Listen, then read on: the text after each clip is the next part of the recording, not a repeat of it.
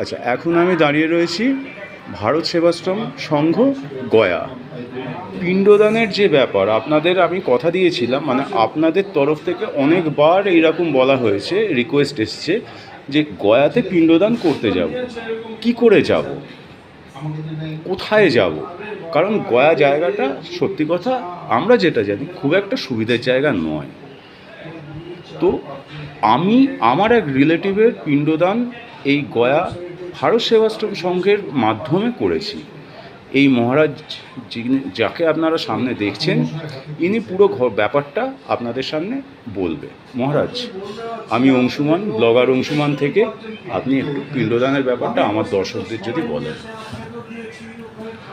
ভারত সেবাশ্রম সংঘে যদি কেউ পিণ্ডদান করার জন্য আসেন গয়াতে, তো 1 নম্বর প্ল্যাটফর্ম থেকে বেরিয়ে বাইরে আমাদের ভারত সেবাশ্রম সংঘের একটি এনকোয়ারি অফিস আছে। হ্যাঁ সামনে দেখবেন একটা জাতীয় পতাকা আছে, ভারতের বড় পতাকা হ্যাঁ। রয়েছে, তার ফ্রন্টে সামনেই, একদম সামনে, ওটাই একটা ল্যান্ডমার্ক, হ্যাঁ, ন্যাশনাল ফ্ল্যাগের ঠিক সামনে। ওর সামনেই বাংলা, হিন্দি, ইংরেজি বড় বড় করে লিখে আছে ভারত সেবাশ্রম সংঘ।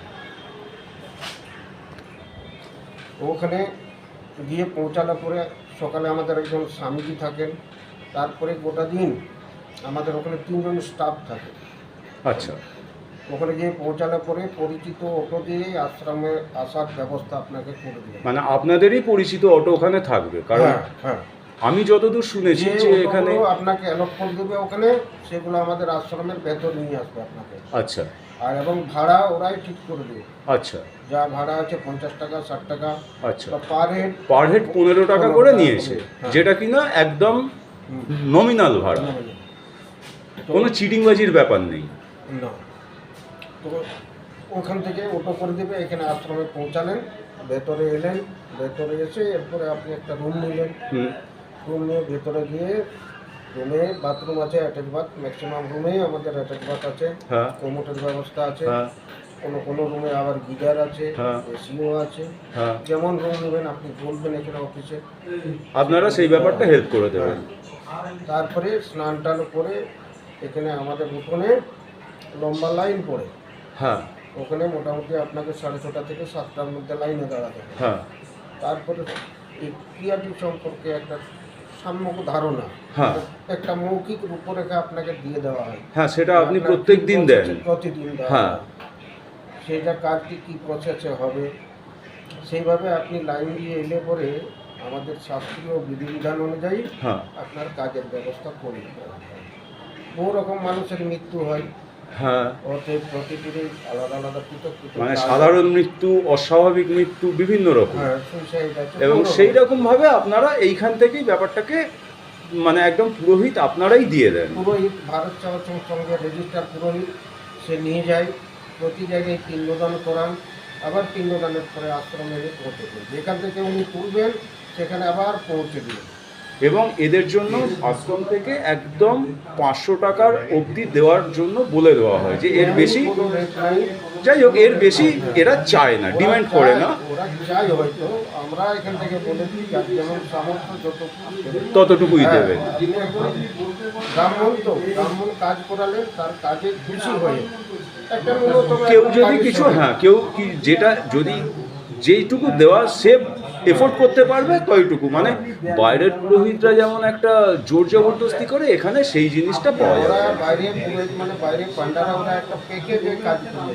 আপনি সেই। জেলে পৌঁছালে ওদের কাছে বলবে যে আপনি কত টাকার কাজ করবেন, সেই 11,000, 21,000, 51,000 এরকম সেই। একটা অফার দেবে। সেই সেই সেই সেইভাবে কাজ করবো, তাহলে পুরো টাকাটা দিয়ে দেন। সেই পুরো টাকাটা পান্ডা নিয়ে নিল, সেই একজন ওর ব্রাহ্মণ আছে, সেই সেই ব্রাহ্মণকে দিয়ে পাঠিয়ে দিল, ও এক জায়গায় বসিয়ে কাজ করায়। সেই সেই আর আমাদের প্রতিটা পিঠে, হ্যাঁ, প্রতিটা ক্ষেত্রে পিণ্ডদান করবে ব্রাহ্মণ, প্রতি জায়গায় আপনাকে নিয়ে গেল, হ্যাঁ। বন্ধুঘাট, বিষ্ণুপাদ মন্দির, অক্ষয় বট, শিলা, হ্যাঁ, এছাড়াও আরও এখানে 54টা পিঠে পিণ্ডদান হয়। আচ্ছা আচ্ছা, প্রয়োজনে প্রতিটা পিঠে নিয়ে যাবে আমাদের ব্রাহ্মণ, পিণ্ডদান করাবেন, আবার এখানে পৌঁছে দেবেন।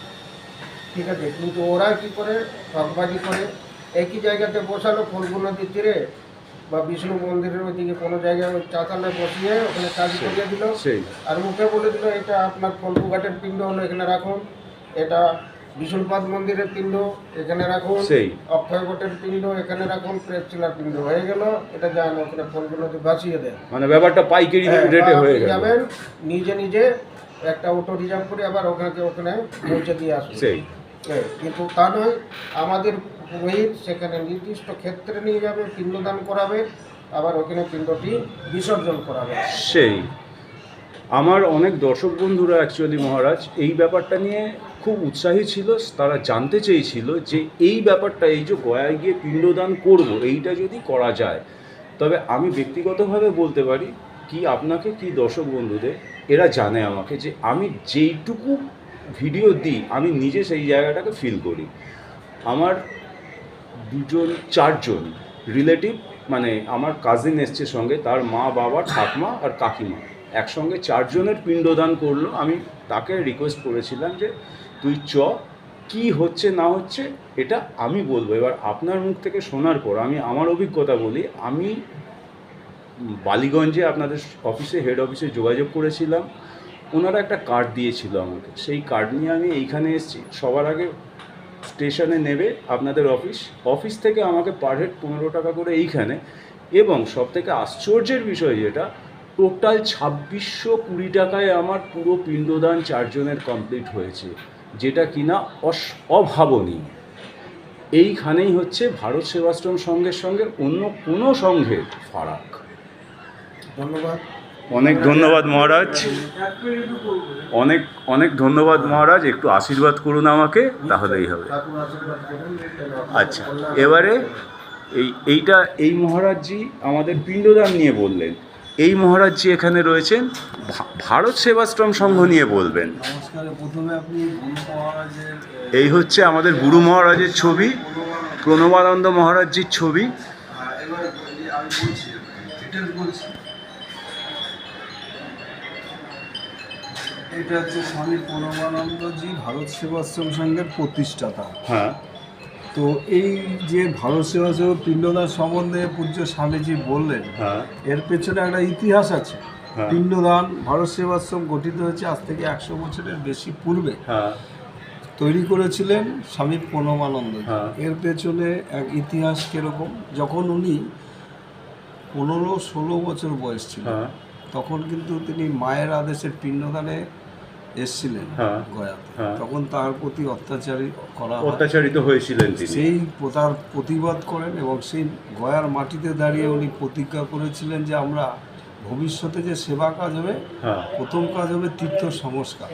অবশ্যই। তারপরে তিনি যখন বাংলাদেশের বাজিতপুরে ফিরে যান, হ্যাঁ, তখন কিন্তু এক বাঙালি মানে এক গৃহবধূ মৃত্যু ঘটে পান্ডারের হাতে। আচ্ছা, তখন তিনি আনন্দবাজারের পত্রিকা মারফত এখানকার স্থানীয় বাসিন্দারা হুম, তাকে আবেদন জানায় যে কিছু একটা করুন দয়া করে। হুম, তাদের ডাকে সাড়া দিয়ে গুরু মহারাজজি ভারত সেবাশ্রম 1924 সালে গঠন করেন হুম।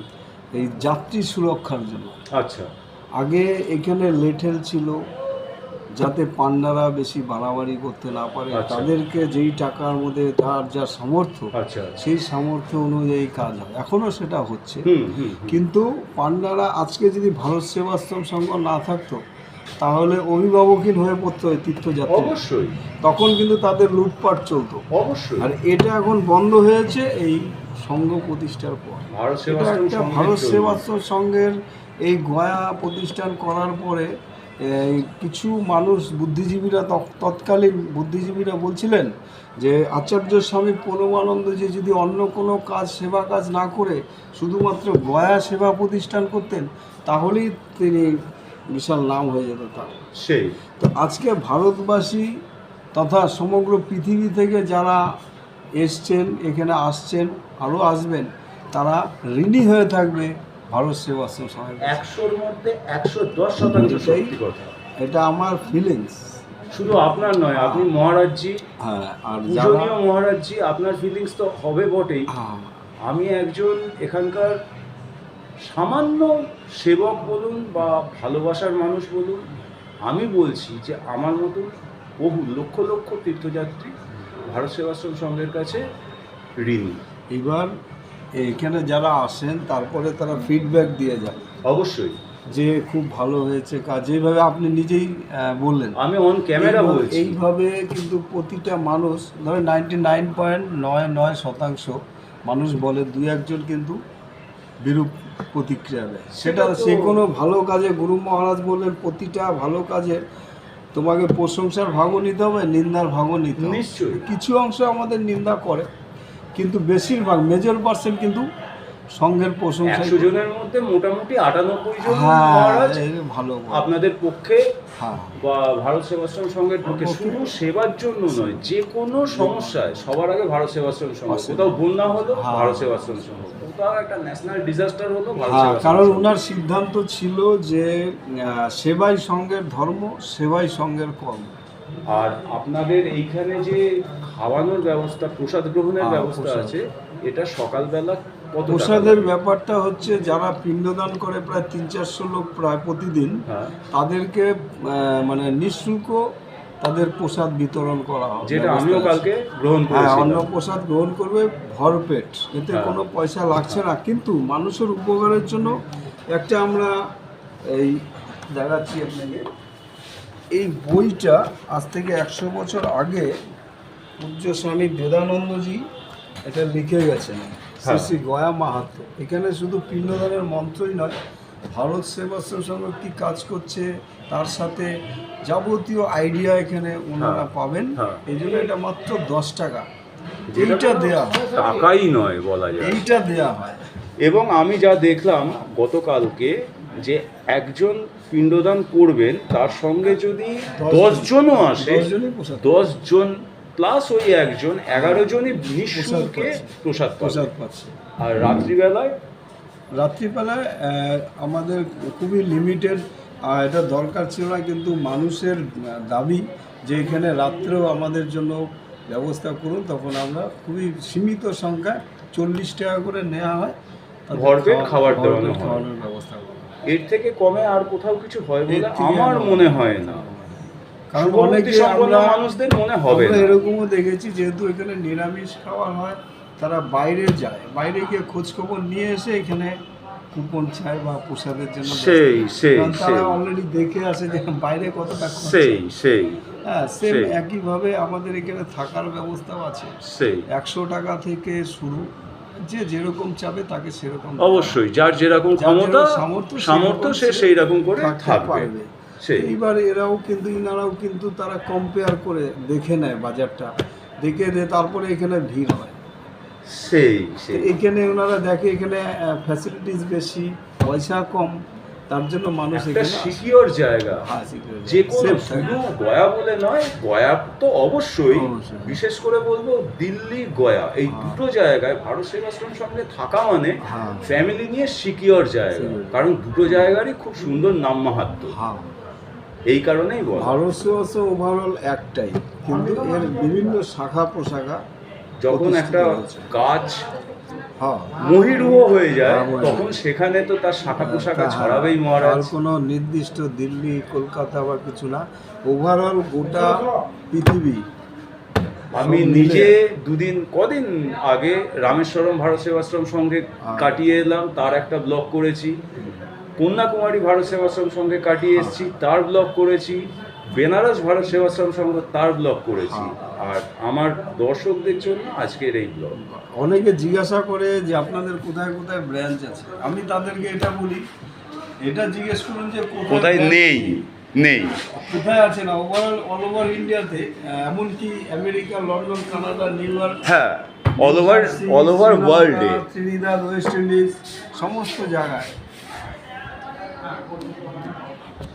আচ্ছা, মহারাজজির সঙ্গে আমি ব্লগার অংশুমান থেকে অংশুমান, মহারাজজি ভারত সেবাশ্রম সংঘ নিয়ে আমাদেরকে যথেষ্ট কিছু বললেন, তার জন্য জোরহাত করে তাকে প্রণাম জানাচ্ছি।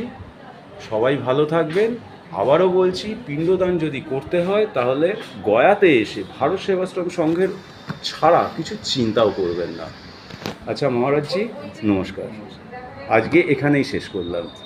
আর হ্যাঁ, আপনাদের আশ্রমটা ঘুরিয়ে নিশ্চয়ই দেখাবো। ধন্যবাদ।